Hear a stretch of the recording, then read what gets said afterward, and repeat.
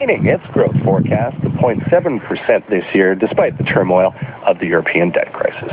Still to come here on the Beijing Hour, we'll wade into the debate about foreign versus domestic films here in China. Sports, an update on last night's action from the European Champions League. Entertainment, James Cameron has been holding court on 3D at the Beijing International Film Festival. All this and a look at the front pages of the Chinese newspapers. Paul James with you. Stay with us here on the Beijing Hour.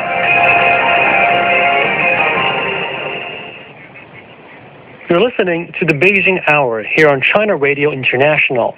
Time now for People Making the Headlines, where we will examine, pay tribute, and acknowledge individuals who have in some way contributed to life here in China. People Making the Headlines. Located next to the famous Hutong, Nanluoguxiang, and Hohai Lake in Beijing, a bakery opened by an American young man attracts many passerbys. His handsome looks, polite manner, and fluent Chinese delight customers, but most importantly, they like his bread. 美国面包，咕咚大街，又便宜又好吃。American bread, share the flavor. 咕咚大街。 Just a few days ago, the story of Chris Grosvenor and his bakery was featured in newspapers and on TV.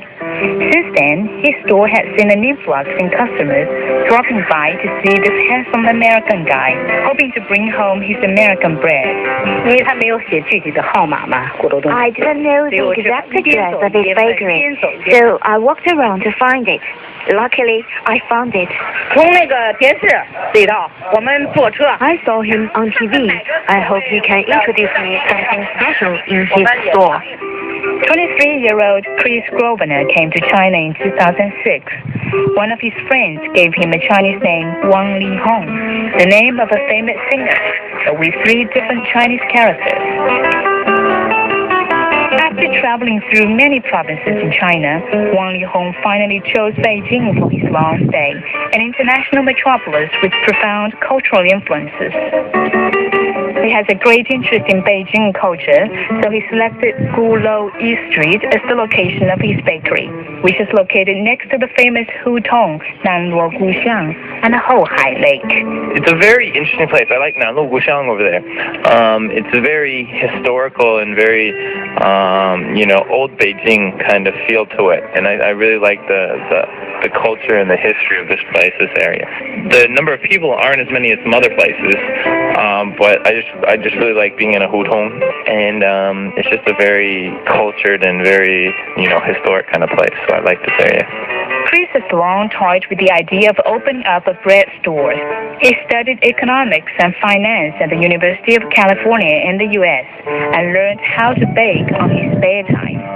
Turning hobby into work, he decided to open up his own bakery. They thought it was very different from what I was doing before, doing finance, and then, opening a bread store, and they were, But this is what I enjoy doing, and it's, we'll see if it works. So there's a lot of problems with opening it. There are a lot of, hassles you have to go through opening a store, but we got through those. They think it's very interesting, and it's very exciting, trying to, be an entrepreneur. Chris's bakery started up 3 months ago. At his bakery, you can find cookies, pizzas, and small honey breads. The store opens at 2 o'clock in the afternoon every day, but early in the morning, some people have knocked on his door. Though the desserts are usually not done in the morning, Chris never leaves his customers disappointed. He promises he will keep some freshly baked bread for them. His handsome looks, quiet manner, and Chinese skills delight customers. But most importantly, they like his bread. 67-year-old Zhang Zhifu read about Chris in the newspaper. I admire him very much. American dietary culture is supposed to be different from that of Chinese, so I'm here to have a taste of the American bread.